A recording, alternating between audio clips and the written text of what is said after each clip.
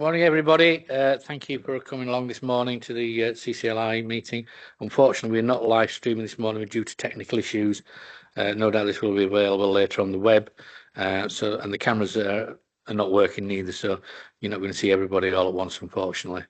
So we'll make a start. So I'm Councillor Graham Turner, members of the committee. Councillor Nosheen Dad. Item 2, minutes of the previous meeting. Can we pass those?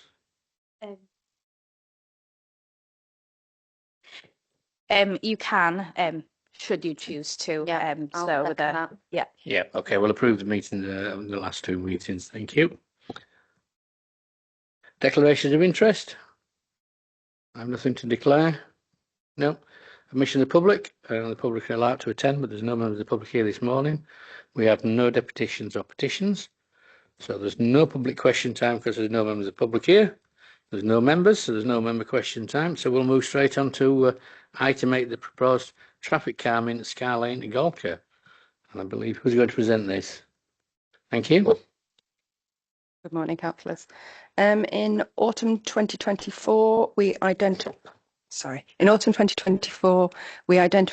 a number of casualty collisions along Scar Lane in Golka. In the previous 5-year period, there'd been 10 collisions, resulting in 12 casualties, of which 6 had suffered serious injury.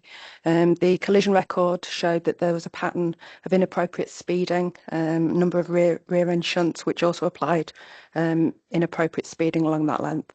As a result, we've proposed a introduction of traffic calming along the length, which we hope will result in a reduction in collisions and casualties along the length, both numbers and severity of collisions and casualties. We advertised the proposals to local residents. 192 were consulted in August. We received support at large for the scheme. We then moved to public consultation, formal consultation of the TRO, of which we've received 1 objection from a resident who wasn't consulted during the public consultation due to their address not being within the vicinity of the proposed scheme. The objection was on the grounds of air pollution. Citing that they thought that there would be serious increase in levels of pollution with vehicles passing over the speed bumps. The spacing of the traffic calming has been designed as such that we should see an overall reduction in speed, which should see an overall reduction in the air pollution that's possibly generated. As such, we believe that the negative impact of this scheme is not outweighed. The benefits of the scheme are deemed to outweigh the objection, and we would ask that the proposals be implemented as advertised. Excuse me, thank you very much for that. This is a road I know very well since I live 2 streets away, more or less.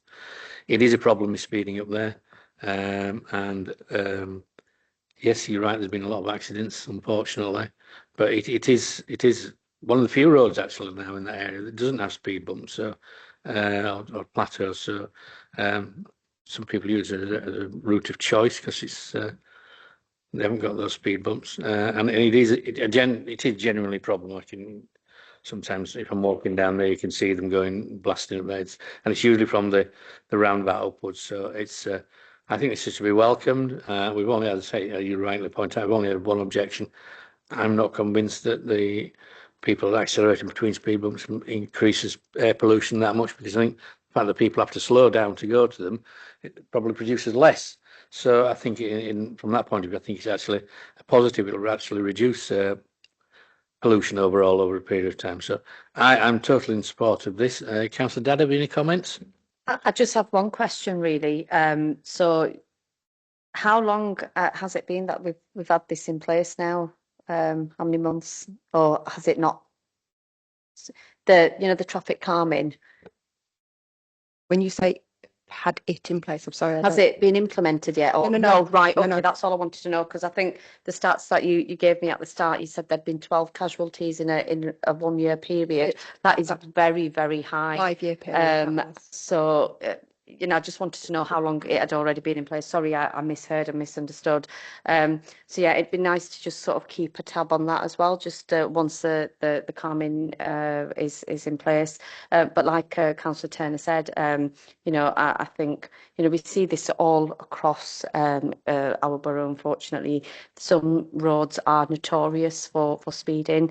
I think the casualty numbers speak volumes. I don't really need to go into much detail around that for this road in particular. But I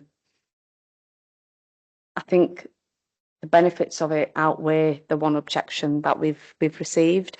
So if Councillor Turner has proposed that we accept the proposal, I accept this. I'm happy to second.